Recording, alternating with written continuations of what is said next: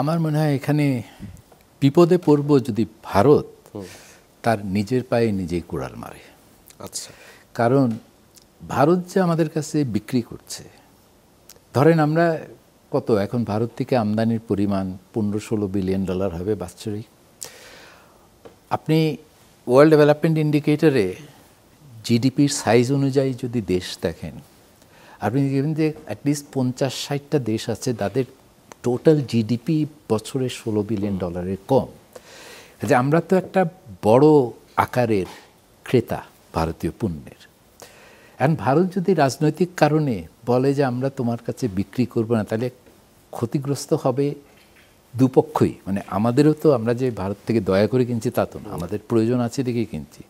তা আমরা প্রয়োজনটাকে আমরা ভারত থেকে যে মূল্যে কিনতে পাই সেটা হয়তো বিকল্প অল্টারনেটিভ দিয়ে সেখান থেকে বেশি মূল্য দিতে হবে। পেঁয়াজ ধরেন, আপনি ইজিপ্ট থেকে পেঁয়াজ কিনতে পারেন, ভারত থেকে আনলে কাছাকাছি দেশ, কস্ট কম পড়ে। কাজে এটা তো দ্বিপাক্ষিক স্বার্থেই ব্যবসাটা হচ্ছে। কিন্তু ভারত ওই ব্যবসা করে তো তাদের ব্যবসায়ীরা তো লাভবান হচ্ছেন।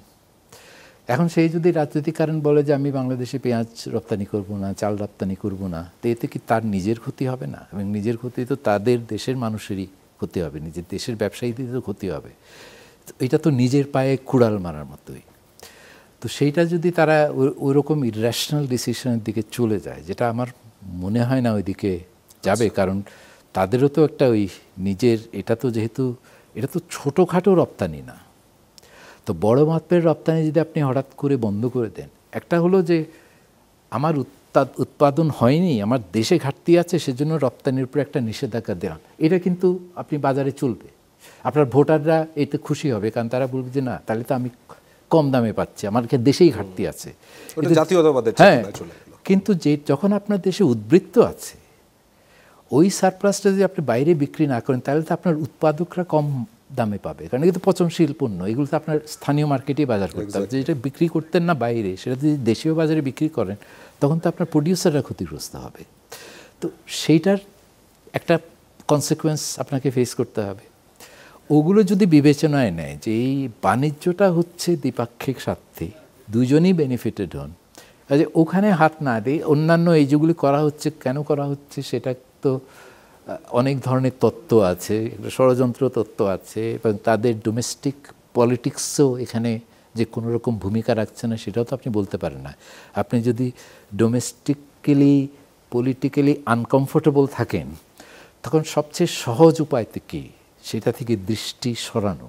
এটা হচ্ছে একটা বাইরের একটা শত্রু, কমন এনিমি চিহ্নিত করা, এবং সেখানে এই দৃষ্টিটা চলে যায়। তখন আর এই আমার স্থানীয় লোকাল যে ইস্যুসগুলো, ওগুলো নিয়ে খুব একটা মাথা ঘামায় না, একটা ইমোশন শিফট করে যায়। তো এটা কি ওই কারণেই হচ্ছে? কারণ আমরা দেখেছি ইদানিংকালে মমতা ব্যানার্জিও সমস্যায় পড়েছেন, তার নিজের সিটিতেই অনেক ধরনের বিক্ষোভ আমরা দেখেছি। মোদি সাহেব উনি যেভাবে পার্লামেন্টে বিজয়ের আশা করেছিলেন, সেই তুলনায় তার অর্জনটা অনেক কম ছিল, এবং অনেক জায়গায় অনেক সমস্যা দেখা যাচ্ছে। তো এইগুলোকে ঢেকে একটা মানে কমপ্লিটলি অন্যদিকে নিয়ে চলাম, সেটাও তো একটা কারণ থাকতে পারে। আমি বলছি এগুলো বিভিন্ন তত্ত্ব, কোনটা সঠিক এটা তো বলা মুশকিল। তো আপনার যেটা প্রশ্ন ছিল যে এটা আমাদের ব্যবসায়িক সম্পর্কে কোনো প্রভাব ফেলতে পারে কি না, সেটা ইরেশনাল বিহেভিয়ার পলিটিশিয়ান থেকে হবে না এটার গ্যারান্টি কেউ দিতে পারে না। কিন্তু যদি তারা র্যাশনালি চিন্তা করে, তাহলে আমার মনে হয় সেটা তারা করতে চাইবে।